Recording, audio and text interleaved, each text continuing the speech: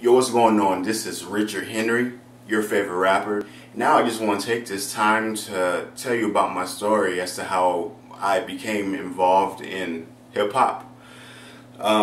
It's an interesting story. When I was young, I started out playing the piano at the age of 5. And that's all I did. I played the piano at a lot of recitals, year after year after year. And I was in marching band in high school at Galena Park High School. Then in college, I majored in piano performance and received my bachelor's degree. And I just did performances in different locations and stuff. And in 2007, I learned how to play jazz and blues on piano. And somehow I got to reading hip-hop poetry. I started just reading regular poetry, rhyming and non-rhyming poetry. I just read it for a while, and just one day when I was sitting down reading it, some kind of inner motivation, something from unknown source just inspired me to start writing my own rhyming poetry. And the interesting thing is that when I started writing my own rhyming poetry, it sounded as if I were rapping, but I wasn't trying to rap.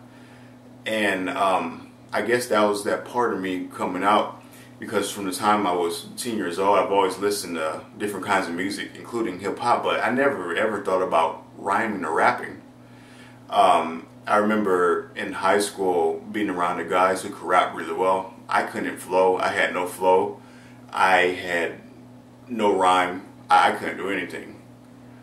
And so in 2009, when that inner spirit motivation started me to writing rhyming poetry, I became inspired to sort of get more into hip-hop. So I found a couple guys who owned a studio to make some beats for me, and I used these beats to practice my flow, and they gave me some pointers on how to improve my flow. So I started to listen to hip-hop music, trying to get my flow right, because I was rhyming and staying for the beat, but my flow just wasn't there. So I worked on it and I just developed my flow. And then after that, I started practicing freestyling, and I just did it and did it, and then I got really good at it.